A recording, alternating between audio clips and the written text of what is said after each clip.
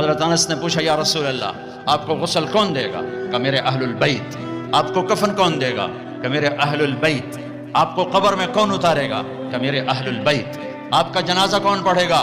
تو آپ کی آنکھوں میں آنسو آ گئے۔ آپ نے فرمایا جب مجھے غسل دے دو، کفن پہنا دو تو سب باہر چلے جانا، سب سے پہلے میرا اللہ اپنی رحمتیں مجھ پہ نازل فرمائے گا، اس کے بعد جبر و میکائیل آ کر میرے لیے دعا کریں گے، پھر ساتوں آسمان کے فرشتے آئیں گے وہ میرے لیے دعا کریں گے۔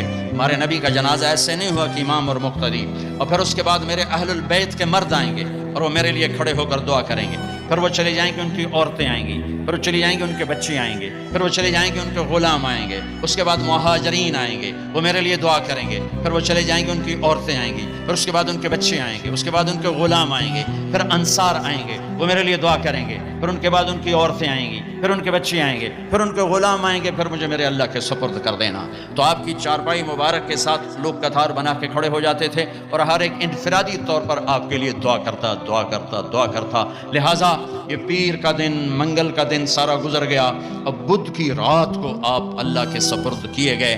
تو جب آپ کو قبر میں اتارا حضرت ابن عباس، حضرت علی نے، شقران آپ کے غلام نے، تو فضل بن عباس نے، تو جب باہر نکلے تو مغیرہ بن شعبہ قبر پر کھڑے تھے، انہوں نے اپنی انگوٹھی اتار کے قبر میں پھینک دی۔ حضرت علی سے کہنے لگے علی میری انگوٹھی گر گئی ہے، نکال لو انگوٹھی، نکال لو۔ انہوں نے کہا ہاں ابھی تو قبر بند نہیں کی، نکال لو، انگوٹھی تو خود گرائی تھی۔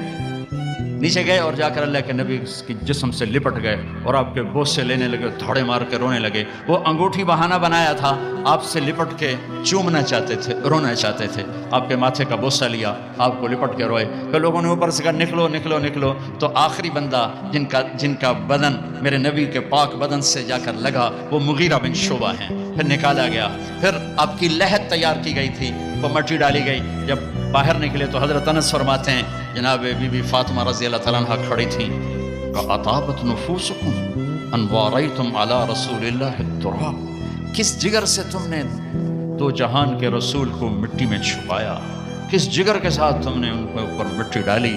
ہاں یہی اللہ کا قانون ہے،